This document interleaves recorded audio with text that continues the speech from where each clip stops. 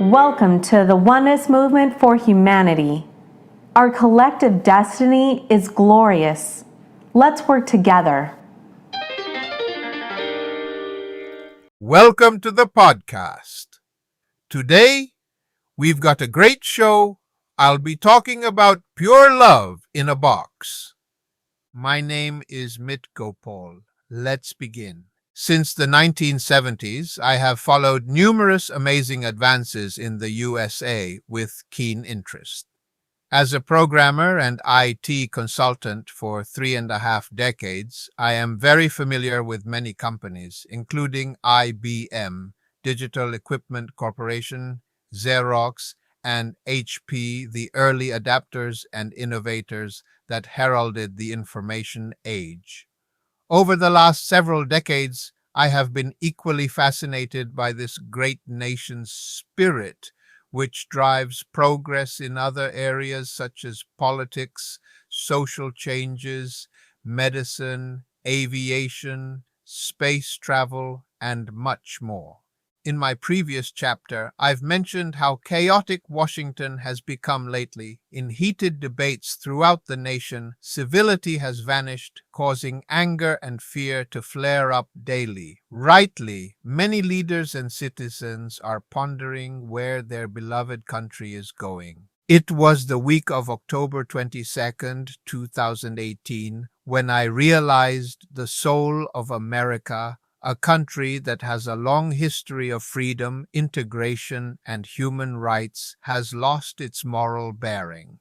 On that Monday, packages planted with pipe bombs were arriving on the doorsteps of political leaders, including ex-presidents and celebrities. On Wednesday, a white man with a history of violence shot and killed 2 African Americans, seemingly at random.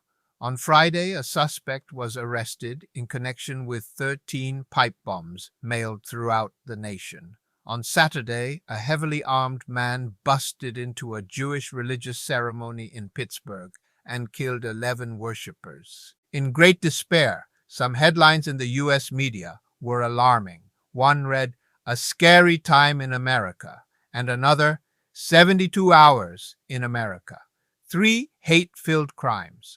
And one report addressed the nation's belief system in these words: "The attack represents a flagrant challenge to America's core values, that people of every race or religion are endowed with the same inalienable rights." Suddenly, these fundamental beliefs are being tested in a divisive new political era that targets a shadowy concept of the other: Muslims, Mexicans, and Middle Easterners. Certainly, that bloody week caused anxiety levels to shoot up as it should, and many calls of unity were ringing loud in every region. But unity does not happen in a vacuum. It is a state of being caused by other elements. Unity is a state of cohesion which happens in plants, minerals, and society. What is the glue that unites the whole? For example, when this attraction is missing in leaves, human bodies, and tomatoes, disintegration or death starts to happen. It is also true in societies. That glue is love. Let's begin with a review of religious books about the power of love. This assessment is relevant in America as, according to a 2013 poll by UPI/Harris, 3/4 of U.S. adults say they believe in God. Buddhism. Buddhism is called a religion of love, through which good qualities, not hatred, adorn the followers. According to the Buddha, love is one of the paths to full spiritual liberation. The 4 kinds of love encouraged in Buddhist doctrine are loving kindness, compassion, appreciative joy, and equanimity. Christianity. In the New Testament, the Apostle Paul says that love is the greatest divine virtue when compared to faith and hope. So faith, hope, love abide, these 3. But the greatest of these is love. Hinduism. Love in Hinduism is a sacrament. It preaches that one gives up selfishness in love, not expecting anything in return. Furthermore, family love, married love, and other secular forms of love are subordinate to the divine love or emotional love of God. Islam. According to the Quran, love belongs only to the precious and valuable things as far as they are so. It also teaches that love has to be enlightened. A sacred love is the love which is realistic and insightful. In other words, Islam also expects its followers to love God above all things, similar to the Christian notion of the love of God. No other love may override one's love for God.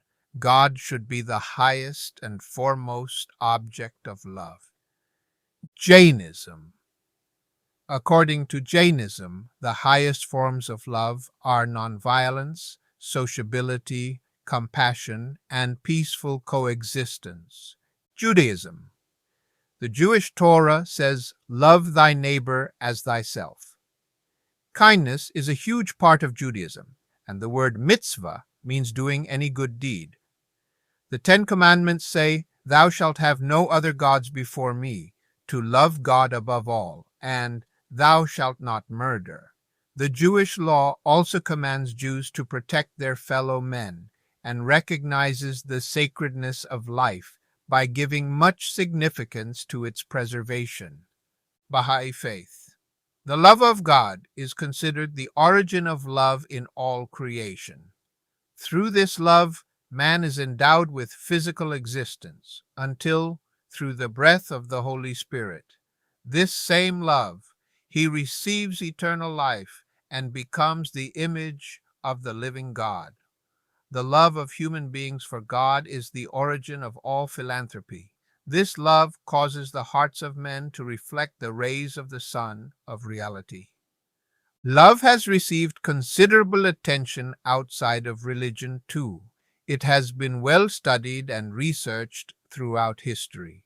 Writers, philosophers, poets, scientists, and educators have incessantly explored love and its many implications.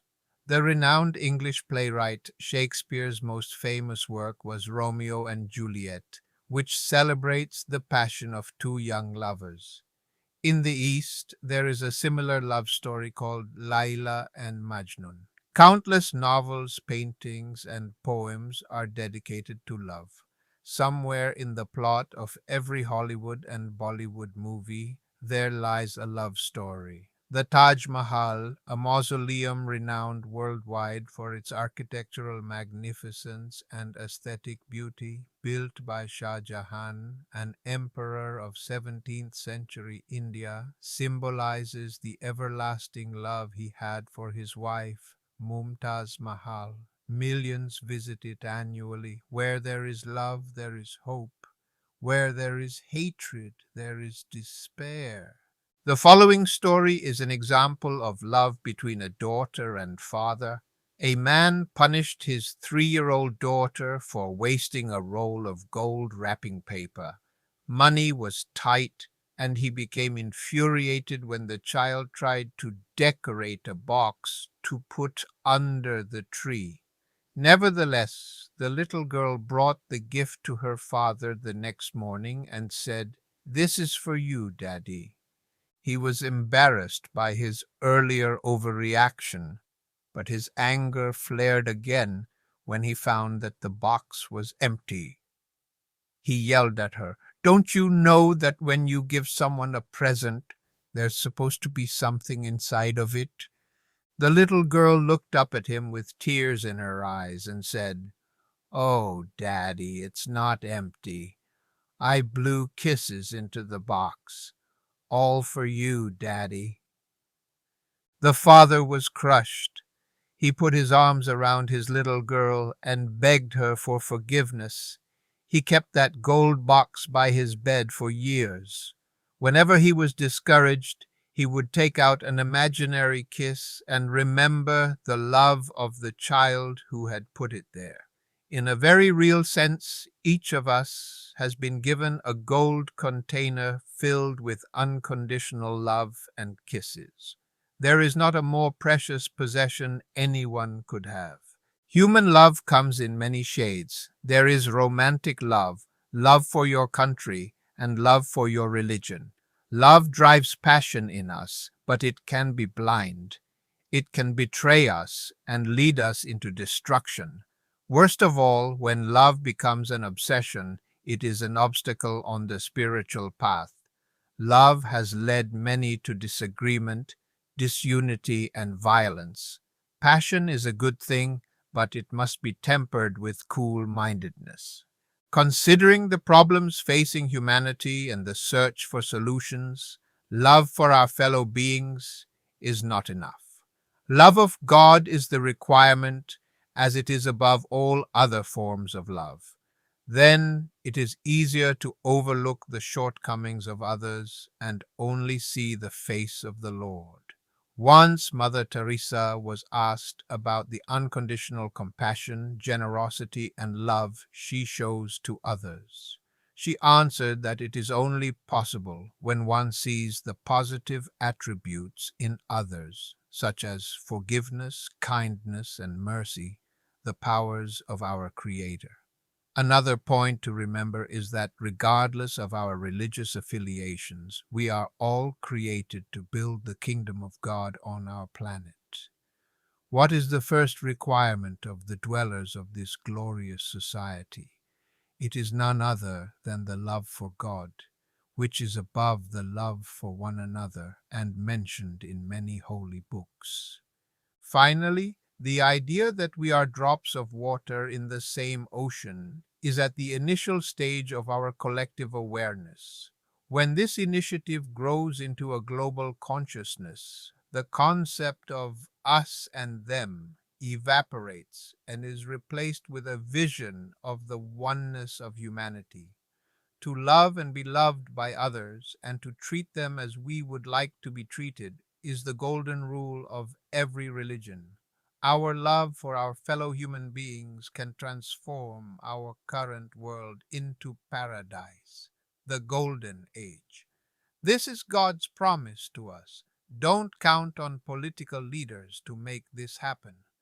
Regarding the week of violence in the USA, unity, peace, and harmony are some great goals to pursue.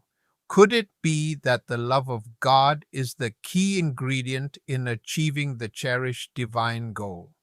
We will know we have arrived at the destination of oneness when, according to the Bahá'í Faith, each sees in the other the beauty of God reflected in the soul, and finding this point of similarity, they are attracted to one another in love. This love will make all men the waves of one sea. This love will make them all the stars of one heaven and the fruits of one tree. This love will bring the realization of true accord, the foundation of real unity. Thanks for listening. If you'd like to listen to more content on the Oneness Movement, be sure to subscribe and leave a comment. See you next time.